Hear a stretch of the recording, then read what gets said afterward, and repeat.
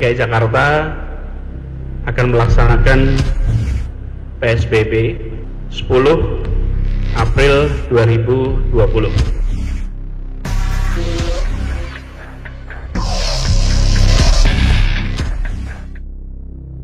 Sejak masa PSBB transisi diberlakukan bulan Juni, Jakarta terus terlibat aktif konsisten untuk meningkatkan kemampuan testing. Hingga saat ini kita melebihi standar WHO hingga 5 kali lipat. Bila ini dibiarkan, maka rumah sakit tidak akan sanggup menampung dan efeknya kematian akan tinggi terjadi di Jakarta. Kemarin itu bulan Agustus 713 jenazah.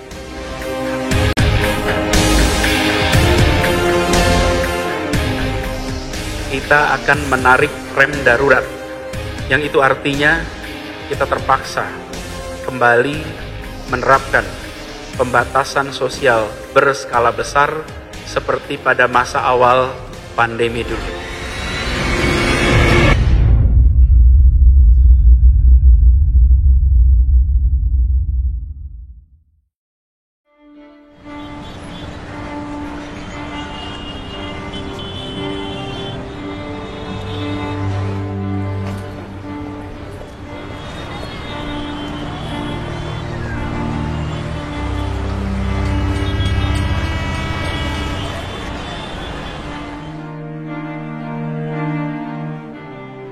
Kadang-kadang 15, kemudian 25.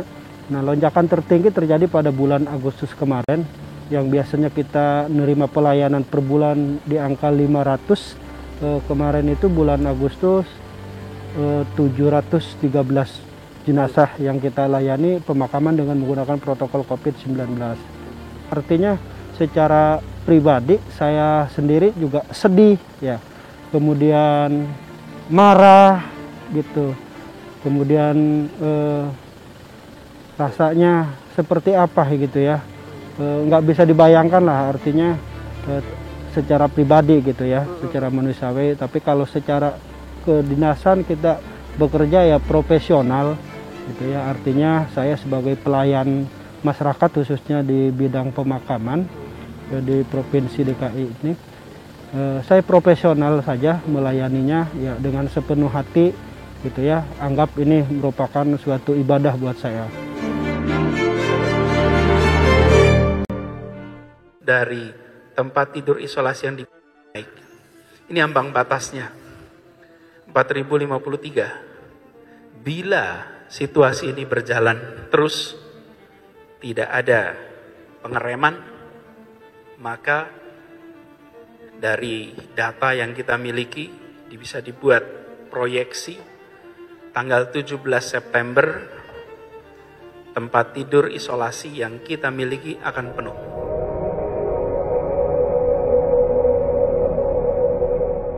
Nah, pemerintah pusat tadi memberi perhatian serius terhadap perkembangan situasi dan akan selalu meningkatkan kapasitas rumah sakit dan fasilitas kesehatan. Jadi peningkatan rumah sakit dan fasilitas kesehatan itu juga akan terus menambah fasilitas di hotel, termasuk di memanfaatkan hotel bintang 2 dan 3 seperti yang dicontohkan di Sulawesi Selatan, dan juga mempersiapkan ruang isolasi mandiri di Wisma Atlet, di mana Wisma Atlet juga mempersiapkan baik di Tower 5, 6 maupun yang khusus dari pekerja dari luar negeri itu adalah Tower 7 dan 8. Ini kan begini, ini kan situasi darurat ya, situasi emergensi ya, yang penambahan kasus luar biasa ya. Tidak mungkin, memang dari awal kita sudah katakan pemerintah ke Satgas, tidak mungkin dokter spesialis yang saya sebutkan tadi itu mengcover sendirian. Sehingga memang ini ada program istilahnya gerakan dokter semesta. kita minta seluruh dokter, bukan hanya spesialis yang saya sebut tadi itu mempersiapkan diri dengan mengikuti pelatihan penanganan COVID. Dan kekurangan dokter yang spesialis tadi itu bisa ditutupi dengan dokter-dokter lain yang sudah melakukan pelatihan penanganan COVID.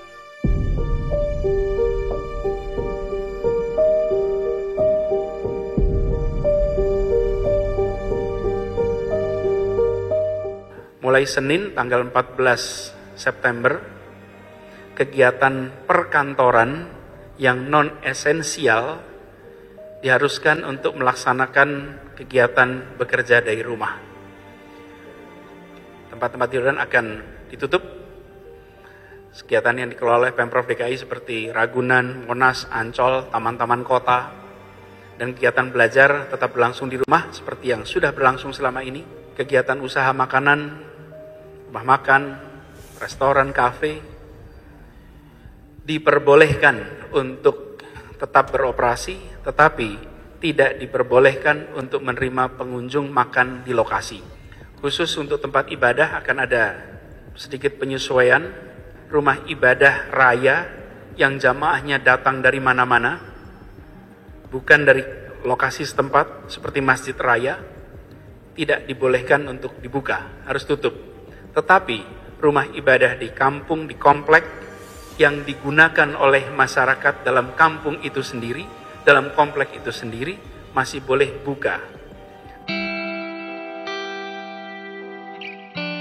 Bakal susah, hidup orang susah tambah susah, tambah sengsara. Yang kemarin aja yang pertama PSBB aja yang nggak darurat aja udah susah gitu Om. Makan aja udah pot-potan gimana. Apalagi yang ini yang lebih besar lagi kan rencananya kan. Makanya anak sekolah tetap bayar walaupun pakai online. Tuh, bayar tetap diminta. Nggak mau dibayar pakai online Om. Harapannya cepat udahan gitu loh Om. Pemerintah cepat nanganin semuanya ini gitu loh, biar rakyat kecil nggak susah gitu. Kan gara-gara ini kan kita susah, semua susah. Pokoknya kayaknya menderita banget rakyat kecil gitu. Kayaknya rakyat kecil yang dampaknya banget terasa dampaknya tuh rakyat kecil gitu. Kesulitan di sini Pak. Jadi memang kenapa saya mengikuti aturan pemerintah, karena masjid ini bukan masjid komplek atau masjid perumahan. Masjid ini adalah masjid transit, di mana setiap hari itu orang sholat itu berbeda-beda karena mereka dalam perjalanan. Artinya kan lebih rawan terhadap COVID ya kan. Lebih berhati-hati. Itu yang saya lebih cenderung mendingan kita tutup, karena itu pun untuk kebaikan anak-anak asrama dan pengurus masjid sendiri. Itu. Adapun masyarakat sini ngikutin masjid.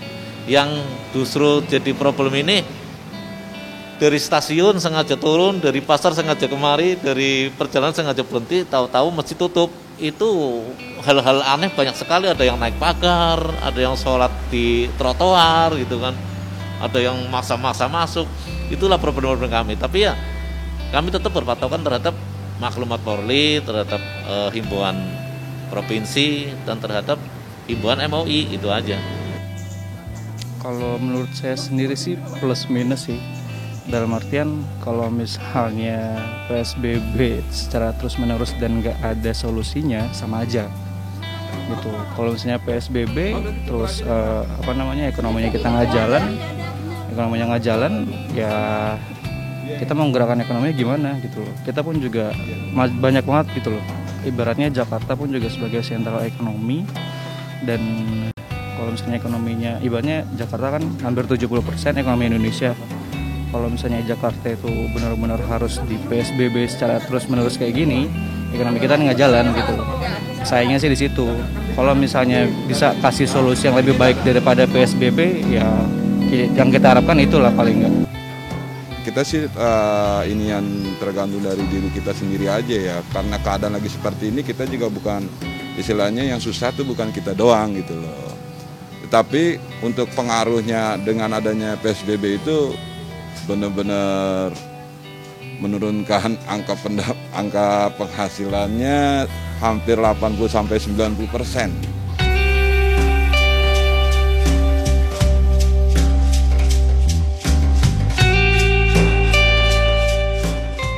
Lebih baiknya, kalaupun diterapkan PSBB, harus ada pendampingan program yang lain, misalnya penguatan semakin gencar gitu kampanye untuk 3M yang protokol kesehatan itu.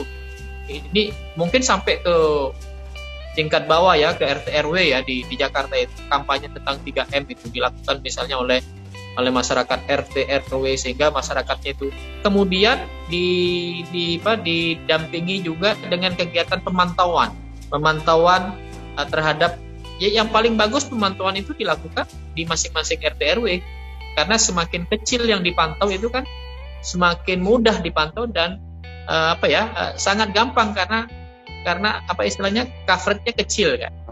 Nah, kalau itu dilakukan mendampingi kegiatan PSBB, kami berharap menekan angka penularan di masyarakat itu akan jauh lebih